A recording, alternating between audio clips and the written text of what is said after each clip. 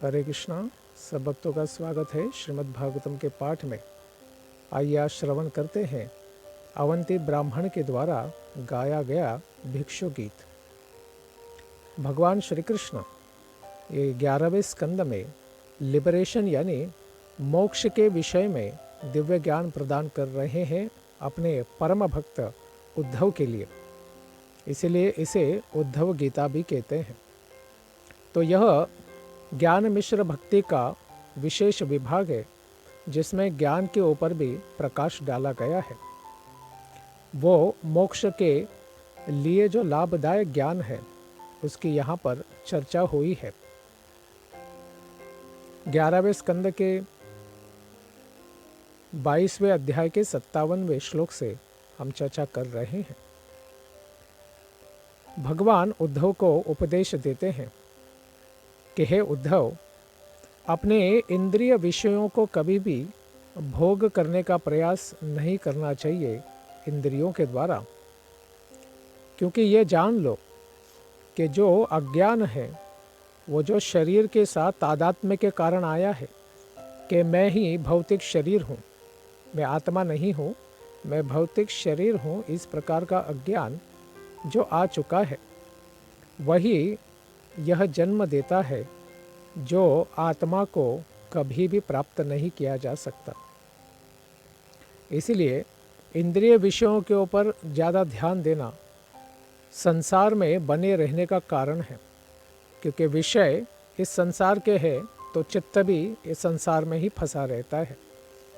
और अगर संसार से परे जाना है तो संसार के बाहर की वस्तु का स्मरण किया जाना चाहिए। इसलिए वह समाधि का कभी भी विषय नहीं होना चाहिए।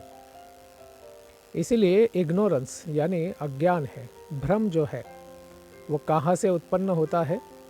अपने आप को भौतिक शरीर मानने से ही होता है, और वह कभी भी जीव के कल्याण का कारण नहीं होता है।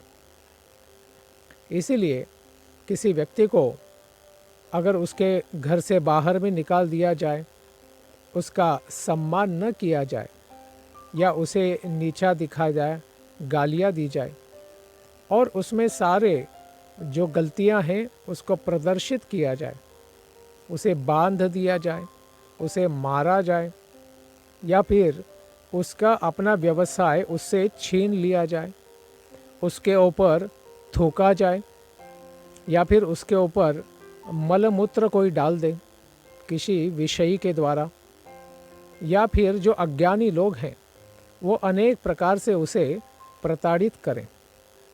लेकिन एक व्यक्ति जो अपने जीवन में परम लक्ष्य को प्राप्त करना चाहता है, उसे इस सब प्रकार के दुख की अवस्थाओं को पार करना चाहिए, सहते जाना चाहिए, और अपने आप का उद्धार करने के लिए अपने दिव्य बुद्धि के द्वारा उसे यह सब चीज़ सहन कर लेनी चाहिए।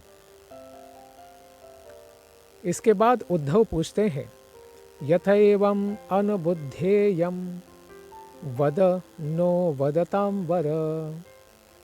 उद्धव कहते हैं कि वदताम वर, दिव्य ज्ञान देने वालों में आप सर्वश्रेष्ठ ज्ञानदाता हैं।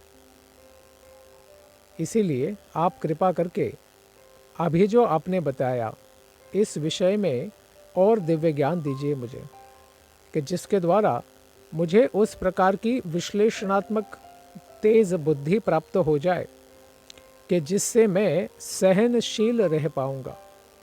मेरे ऊपर आने वाले सारे दुखों को मैं किस प्रकार से सहन कर लूं, क्योंकि हे सारे विश्व के आत्मा, हे विश्वात्मन, यह बहुत ही कठिन है कि व्यक्ति अपने ऊपर किए जाने वाले अपराधों को सहन कर जाए, और ख़ास करके वे अपराध किसी अज्ञानी भौतिकतावादी लोगों के द्वारा किए गए हैं, क्योंकि इस प्रकार की पद्धति तो सहन करना बहुत ही कठिन होता है, और यह स्वभाव में लाना भी अत्यंत दुर्लभ विषय है।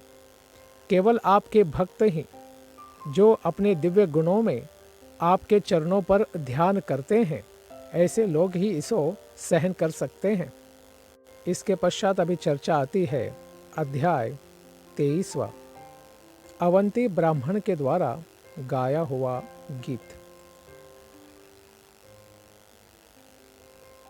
इस अध्याय में अवंती देश के एक साधु सन्यासी की कथा ऐसे उदाहरण में भगवान स्वयं देते हैं कि जो दुष्टों के द्वारा सारे उत्पन्न उत्पातों और उसी के साथ अपराधों को कैसे सहन किया जा सकता है।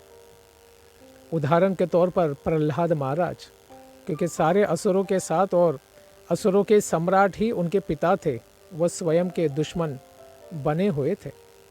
उनके सब प्रकार के कार्यकलापों को वे सह रहे थे।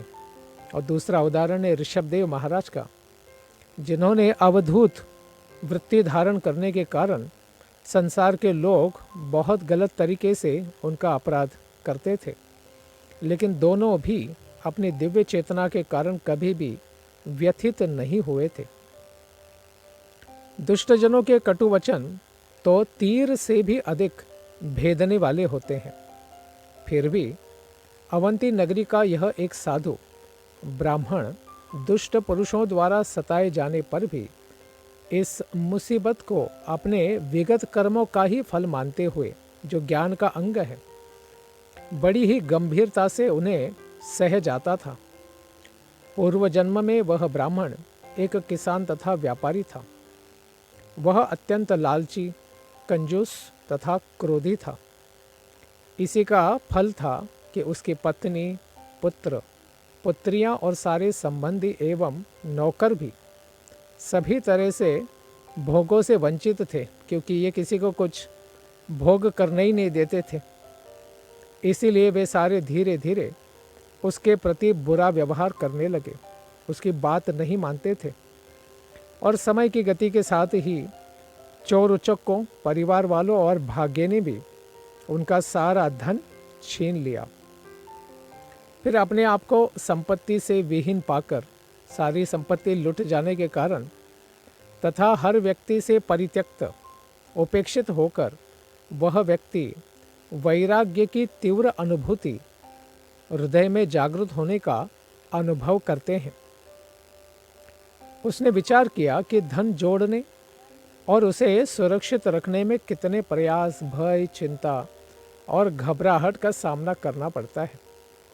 संपत्ति के कारण ही 15 प्रकार की अवांछित वस्तुएं उत्पन्न हो जाती हैं, जैसे चोरी, हिंसा, झूठ, धोखा, काम, क्रोध, गर्व, ज्वर, असहमति, घृणा, अविश्वास, लड़ाई झगड़ा, स्त्री के साथ अनुरक्ति, जुआ खेलना और नशा। इस प्रकार से परिणाम प्राप्त होते हैं। जब उसके हृदय में यह ध्यान आया तो उसे लगा कि भगवान श्री हरि ही उसके ऊपर साक्षात प्रसन्न हो गए हैं।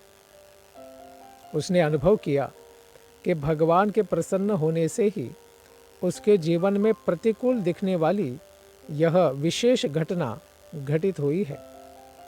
वह कृतज्ञ था कि उसके हृदय में इस प्रकार से विरक्ति का अत्यंत उच्च भाव प्रकट हुआ है और उसने इसे अपनी आत्मा के उद्धार का ही यथार्थ साधन मान लिया। तो यह स्पष्ट है कि वो पहले से भगवान श्री हरि के बारे में जानते थे और कभी कभी गलती से ही सही, लेकिन कथा उनकी सुनी थी। भगवान के बारे में वे आस्तिक थे, मानते थे। इस अवस्था में उसने अपना शेष जीवन भगवान श्री हरि की पूजा में ही लगाने का निश्चय किया और फिर बड़ा दृढ़ता से त्रिदंडी सन्यासी ग्रहण कर लिया, जो वैष्णव लोग धारण करते हैं। इससे भी स्पष्ट होता है कि वे हृदय से तो वैष्णवी थे, लेकिन कंजूस थे पहले। बाद में वह भीख मांगने के लिए गांव-गांव जाया करते थे, किंतु लोग उन्हें सताते रहते थे।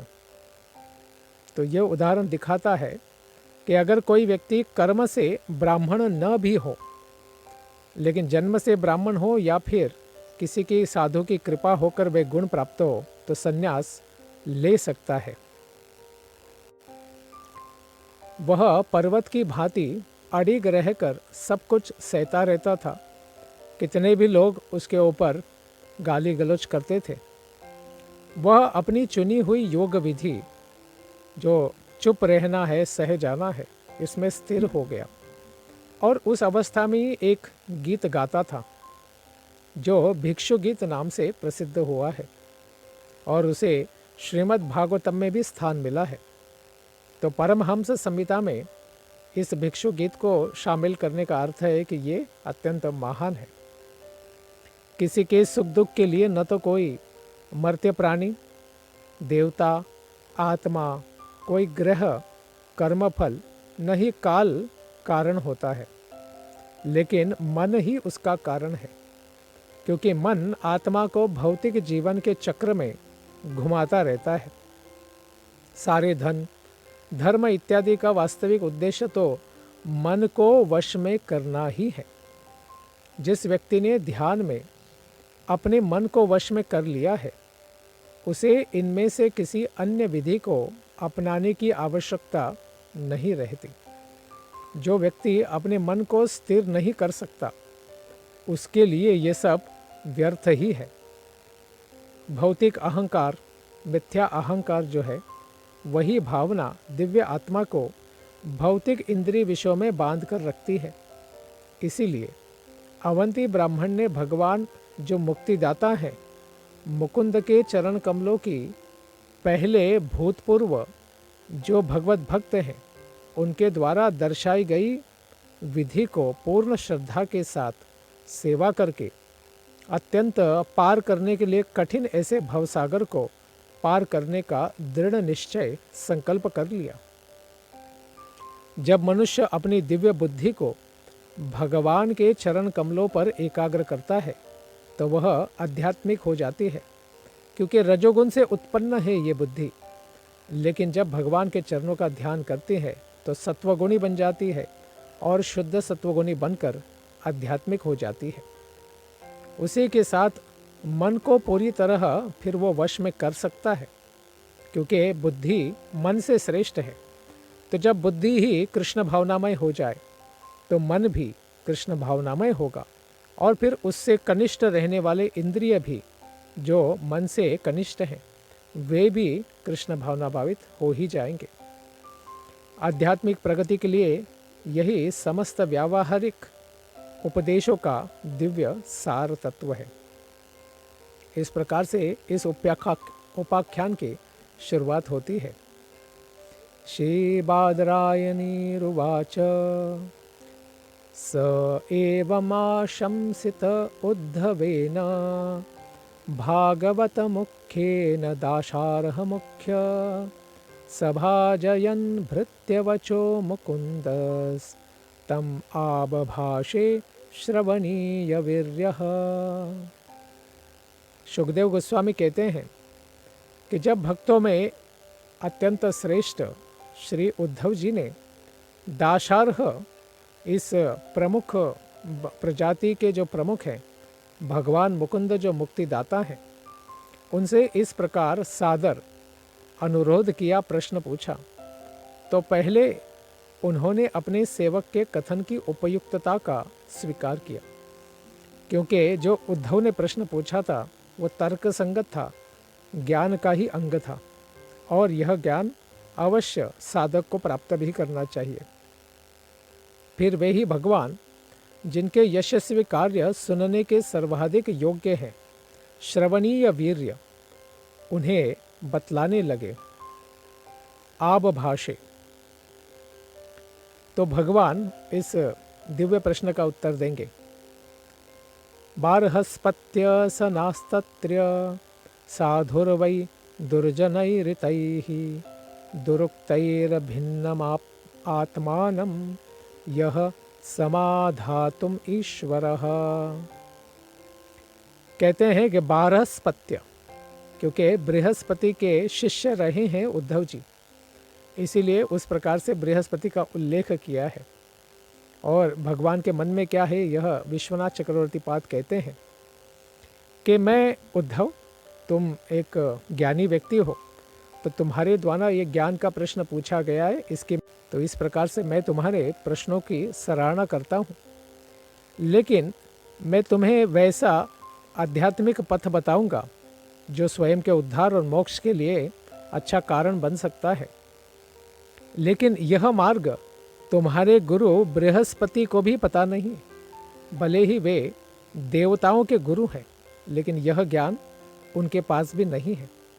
तो अत्यंत दुर्लभ है यह विषय। इसीलिए तुम केवल मुझसे ही यह ज्ञान सुनो। भगवान कहते हैं कि इस जगत में ऐसा कोई भी साधु पुरुष नहीं है जो असभ्य, असंस्कृत, जो अनसिविलाइज्ड व्यक्ति है, इसके अपमानजनक शब्दों से विचलित हुए अपने मन को फिर स्थिर कर सके। क्योंकि अगर कोई अपमान करता है तो मानो पेट्रोल डालकर किसी ने आग ही लगा दी हो, इतना भयानक दुख होता है।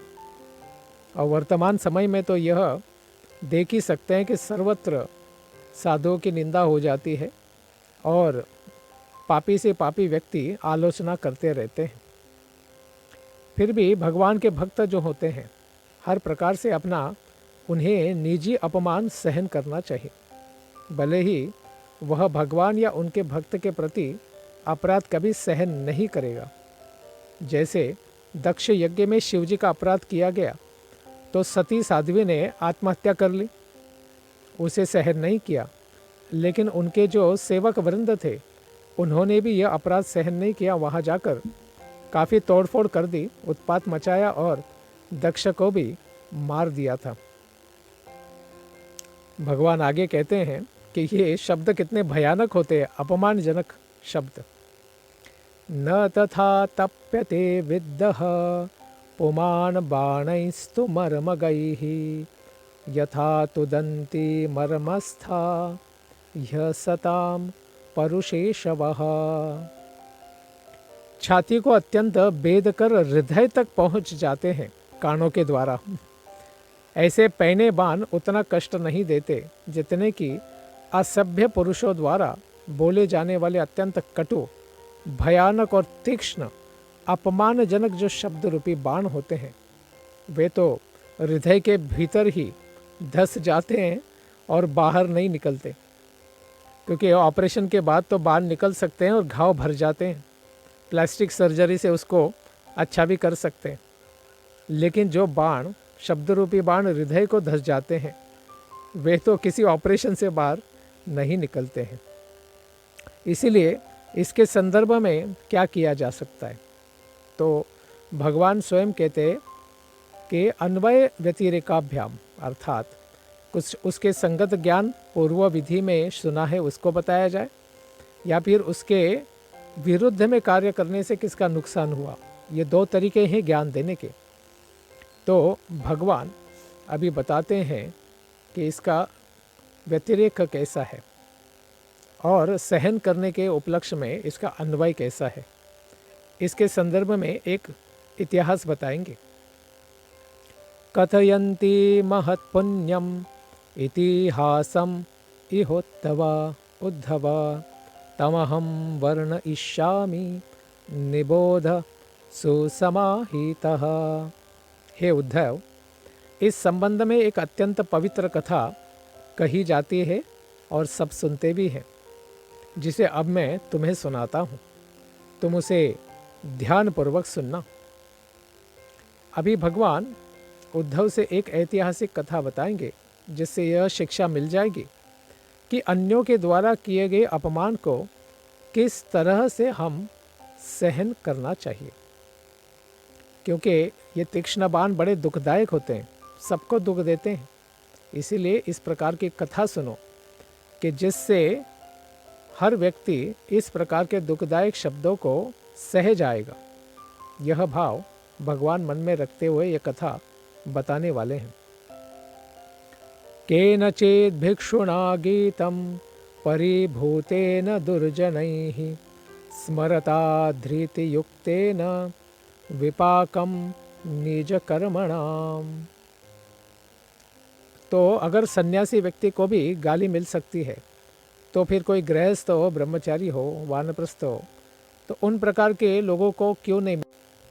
क्योंकि ब्रह्मा जी भी अपनी प्रार्थना में अन्यत्र कहते हैं, तत्तेनुकंपां सुसमीक्ष्यमानो भुंजान एवात्मकृतं विपाकम। तो वही कृतम विपाकम, यहाँ पर निज कर्मणाम विपाकम, यही सही शब्द यहाँ पर भगवान ने भी उपयुक्त लय किए हैं। एक बार किसी सन्यासी को दुर्जनों द्वारा नाना प्रकार से अपमानित किया गया, किंतु उसने धैर्यपूर्वक स्मरण किया कि वह अपने ही विगत कर्मों का फल भोग रहा है। विपाक जो है, कर्म का विपाक, वो मेरा ही है, किसी और का नहीं है, और वह पूर्व जन्म में किए हुए पापों का फल है। बस इस व्यक्ति के द्वारा बाहर आकर मुझे पवित्र कर रहा है। मैं तुमसे यह इतिहास कहता हूँ तथा उसने जो कुछ कहा था उसे भी तुम्हें सुनाऊंगा। इस विषय में श्रील भक्ति सिद्धांत सरस्वती ठाकुर टीका करते हैं कि प्रायः लोग जो भौतिकतावादी पथ को त्याग देते हैं और फिर वैराग्य को प्राप्त हो जाते हैं, उन पर दुर्जन व्यक्ति आक्रमण करते हैं, किंतु यह विवेचन सत्य ही है, क्योंकि जो भी दंड मिलता है वह वास्तव में तो विगत कर्म, पूर्व जन्म के जो अपने कर्म है उन्हीं का संचित फल होता है।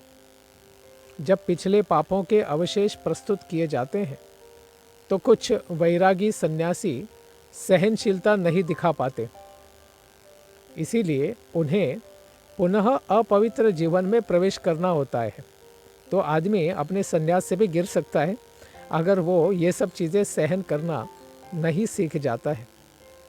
इसीलिए श्री चैतन्य महाप्रभु उपदेश देते हैं कि तृणादपि सुनीचेन तरोरी सविष्णुना अमानिना मान देना कीर्तनीय सदा हरि।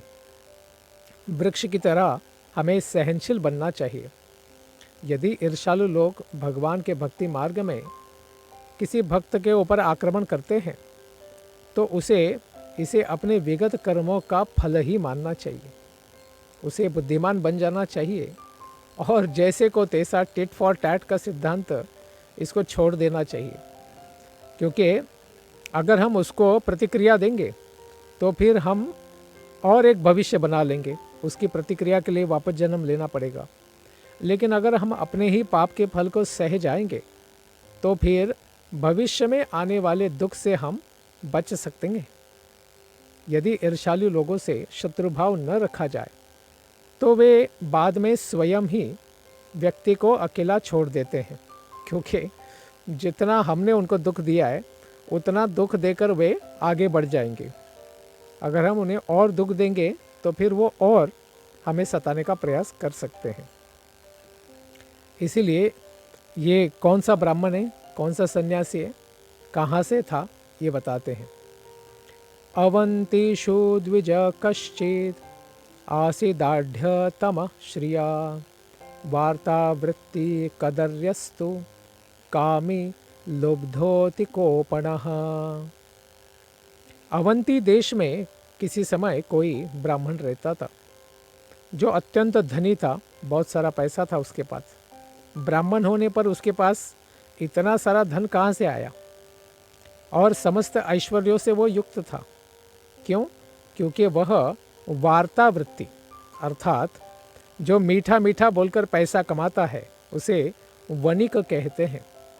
तो ब्राह्मण जाति में जन्म लेने पर भी वह तो व्यापार कार्य में लगा हुआ था, वैश्य की तरह, किंतु वह तो एकदम कंजूस, कामी और लालची और क्रोधी था। कदर्य यानी अत्यंत लालची था, कंजूस था, कामी था और लुब्धक यानी लोभी था। तो यहाँ पर कंजूस की व्याख्या की जा रही है विश्वनाथ चक्रवर्ती पाद के द्वारा। आत्मानं धर्म कृत्यं च पुत्र दारांश्च पीडयन् देवतातिथि भृत्यांश्च स कदर्य इति स्मृतः। जो व्यक्ति स्वयं को और अपने धर्म के पालन में अपनी पत्नी, बच्चे, देवता और आने वाले अतिथि गण हैं, इन सब को दुख देता है, उनकी सेवा नहीं करता है, खुद भी नहीं खाता है, व्यक्ति स्वयं को और सबको दुख देता है, उसे भी कंजूस कहा जा सकता है। श्रीधर स्वामी बताते हैं कि अवंती देश मालवा का जनपद है। यह ब्राह्मण अत्यंत धनी था और कृषि और व्यापार करता था, लेन देन आदि में लगा था। लेकिन इतनी गाढ़ी कमाई होने पर भी सुखी क्यों नहीं था? क्योंकि वह स्वयं कंजूस था और दूसरों को भी आनंद का कारण कभी बना नहीं। तो उसे इतनी पीड़ा हुई, जैसा कि भगवान आगे बताएंगे। अज्ञातयोतिथयस्तस्य वाङ्मात्रेणापि नार्चितः शून्यावसथ आत्मापि काले कामैरनर्चितः। कहते हैं कि शून्यावसथ यानी कि अपने वैवाहिक गृहस्थ जीवन में वह किसी भी प्रकार के धर्म का पालन नहीं करता था। तो वो कौन से हैं वो आगे बताएंगे। उस घर में धर्म तथा वैध इंद्रिय तृप्ति से विहीन था। धार्मिक भी मतलब टाइम पे खाना, सही चीज़ खाना, वो भी नहीं होता था। उसमें पारिवारिक उनके सदस्य और जो अतिथि भी आते थे, उनका ठीक से, यहाँ तक कि अच्छे सुंदर सुंदर शब्दों से भी आदर सत्कार नहीं होता था। वह इस प्रकार से अच्छे अच्छे उत्सवों में देवताओं के, घर वाले लोगों के, जैसे हम बर्थडे बोलते हैं, इस प्रकार के अवसरों पर भी अपने शरीर की भी इंद्रिय तृप्ति नहीं होने देता था। स्वयं भी नहीं खाता था, दूसरों को भी नहीं खाने देता था। इसीलिए यहाँ पर पता चलता है कि कम खाना हर बार किसी तपस्वी का चिन्ह या लक्षण नहीं होता है, वो कंजूस का लक्षण हो सकता है। इसीलिए कहते हैं दुःशीलस्य कदर्यस्य द्रुह्यन्ते पुत्रबान्धवाः दारा दुहितरो भृत्या विषण्णा नाचरन् प्रियम। क्योंकि वह अत्यंत कठोर हृदय का था, कंजूस था, इसीलिए उसके पुत्र, उसके ससुराल वाले, उसकी पत्नी, उसकी पुत्रियां तथा उसके नौकर चाकर भी उसके प्रति अभी वैर भाव रखने लगे। क्योंकि वह दुःशीलस्य, अत्यंत बोलने में कठोर था, दुखदायक था। अत्यंत उब जाने के कारण वे उससे कभी भी स्नेहपूर्ण व्यवहार नहीं करते थे। और फिर आगे क्या हुआ, उसकी मनोवृत्ति कैसी थी, वे बताते हैं भगवान। तस्यैवं यक्षवित्यस्य च्युतस्यो भयलोकतः धर्मकाम विहीनस्य चक्रुदुः पंचभागिनः। पंचभागिना यानी 5 प्रकार के जो गृहस्थ के लिए आवश्यक यज्ञ होते हैं, वे होते हैं देव यज्ञ, देवताओं के लिए, कुल देवताओं के लिए यज्ञ करना। ब्रह्म यज्ञ, ब्राह्मणों को अन्नदान करना। पितृयज्ञ, पितरियों के लिए भगवान का भोग प्रसाद उनके लिए तर्पण के रूप में अर्पित करना। भूत यज्ञ, जो दूसरे लोग अतिथि के रूप में आते हैं, हाँ, पंछी होते हैं, गाय बकरी जो भी आसपास आ जाते हैं, उनका भी पालन पोषण, या कोई मनुष्य भी अतिथि के रूप में आ सकता है, उनका सत्कार। और नृयज्ञ, खास करके मनुष्यों का सत्कार। इस प्रकार के पंचभागिनः, 5 प्रकार के भाग्य प्राप्त करने के साधन है गृहस्थों के लिए। इस प्रकार से वह कंजूस होने के कारण ये सब नहीं करता था। और सब लोग फिर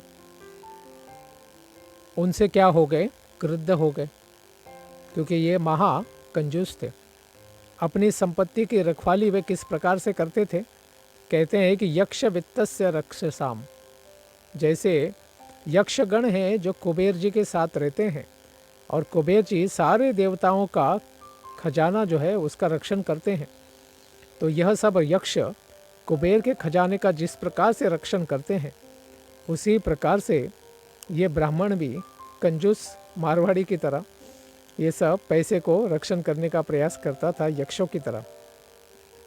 और जिसका न इस जगत में न ही उस लोक में कोई अच्छा गंतव्य था आगे मरने के बाद, जो धर्म तथा विषय भोग से पूरी तरह विषय भोगों से विहीन हो गया था। और फिर उसके बाद क्या होता है, हे उद्धव, तदवध्यान विस्तरस्त पुण्यस्कंधस्य भूरिद अर्थोपि अगच्छन् निधनम बह्वा यास परिश्रमः। इन देवताओं की फिर उपेक्षा करने से फिर क्या परिणाम होता है, उसके पुण्य तथा उसकी सारी संपत्ति का भंडार फिर धीरे धीरे खाली हो गया। उसके बाद बारंबार निःशेष प्रयास करने के बाद भी उसका संचित भंडार पूरी तरह वो बचा नहीं पाया। धीरे धीरे क्षीण होता हुआ ज़ीरो बैलेंस पूरा भंडार ही खाली हो गया, क्योंकि उनके पुण्य भंडार क्या हो गए थे, सूख गए थे। तो पुण्य समाप्त तो फिर धन भी समाप्त। और देवताओं को कभी फल फूल भी नहीं देते थे, ब्राह्मणों को भी कभी दक्षिणा नहीं देते थे, यज्ञ भी नहीं कराते थे, और अपने बच्चों और पत्नी को खाने के लिए भी नहीं देते थे। तो जीव गोस्वामी इसके ऊपर टीका करते हैं कि ब्राह्मण में पुण्य का लेश थोड़ा सा ही बचा था, जो मोक्ष की आशा से भगवान के प्रति ही निर्दिष्ट था। वो छोड़कर बाकी सांसारिक सुख का कोई लवलेश नहीं बचा था। इसीलिए उस पुण्य रूपी शाखा का शुद्ध अंश बिना मुरझाया रह गया, जिससे अंत में ज्ञान का फल ही उन्हें प्राप्त होता है। तो कभी कभी अत्यंत दुख मिलना या जीवन में किसी भी प्रकार का सुख न मिलना, उसका सर्वथा अभाव रहना, ये हो सकता है कि आगे जाकर ज्ञान का प्रकटीकरण हो, भक्ति प्राप्त हो और मोक्षगामी भी हो सकता है। तो यह एक सुखद समाचार है, आनंद की वार्ता है।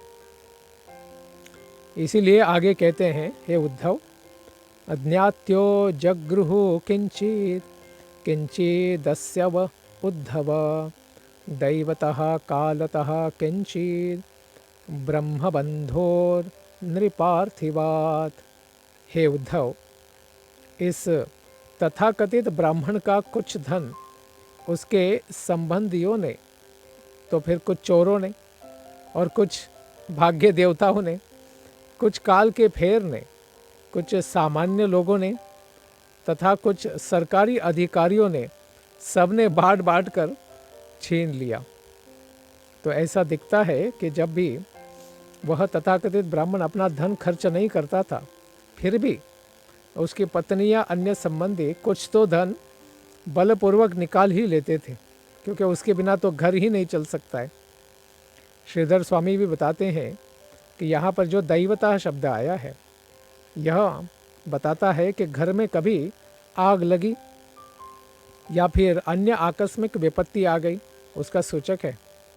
और कालतः यानी ऋतुओं की अनियमितताओं के कारण भी फसलों के विनाश होना, इस प्रकार की अन्य घटनाओं का सूचक है।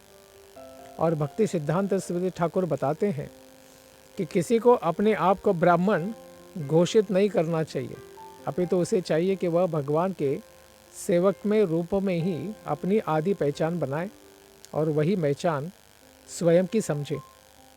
जो व्यक्ति अपने आप को ब्राह्मण घोषित करता है किंतु भौतिकतावादी मनोवृत्ति मन में रखता है और वैसी प्रकार से जीवन यापन करता है, वह असली ब्राह्मण नहीं है, अपितु ब्रह्मबंधु है, जैसे इस श्लोक में आया है।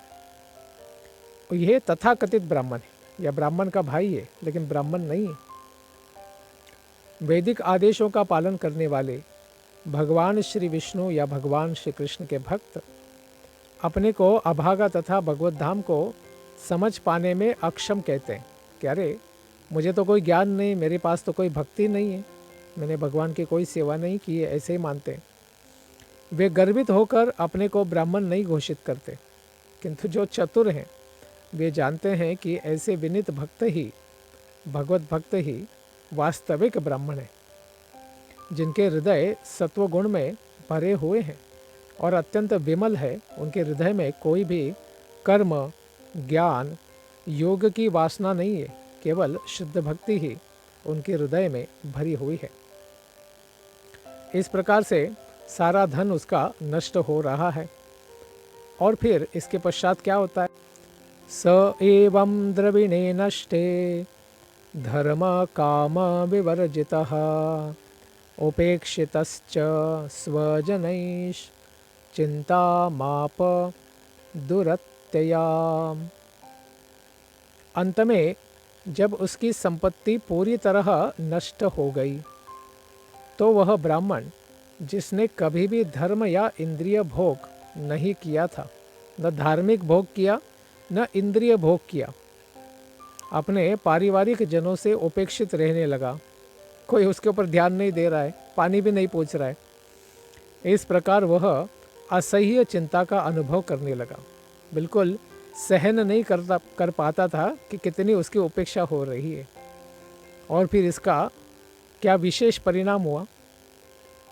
तस्यैवं ध्यायतो दीर्घं नष्टरायस्तपस्विनः खिद्यतो बाष्पकण्ठस्य निर्वेदः सुमहानभूत। अपनी सारी संपत्ति खो देने पर नष्ट हो गई, उसे महान पीड़ा तथा शोक होने लगा। खिद्यतो बाष्पकण्ठस्य, उसका गला आंसुओं के कारण रूंधने लग गया और वह अत्यंत दीर्घ काल तक अपनी संपत्ति के बारे में ही सोचता रहा। अरे कहाँ गई लक्ष्मी देवी, कहाँ है वो पैसा? और फिर भगवान की बड़ी कृपा हुई, क्योंकि सुमहानुभूत बता नहीं सकते हैं, लेकिन उसके मन में वैराग्य की प्रबल अनुभूति जागृत हो गई। विशेष उपहार उसे अपने जीवन में प्राप्त हुआ। ब्राह्मण को पुण्य जीवन का प्रशिक्षण मिला था पूर्व में, कहीं गुरुकुल में तो ज़रूर पढ़ा होगा, किंतु उसकी भूतपूर्व अच्छाई उसके अपराधमूलक आचरण से क्या हो गई थी? प्रच्छन्न हो चुकी थी, ढक चुकी थी। इसीलिए उसने अत्यंत दुख पाए थे जीवन में।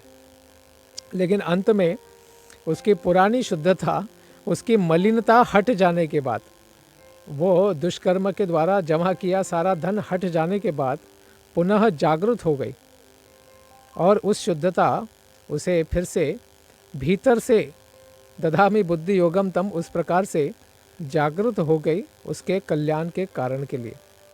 और ऐसी जागृत होने के बाद वह ब्राह्मण क्या चिंतन करता है अपने दुख का, और दुख से बाहर निकलने का अन्वेषण किस प्रकार से करता है, और मोक्ष के पथ पर आगे कैसे बढ़ता है, इस कथा को हम श्रवण करेंगे आने वाले सत्र में।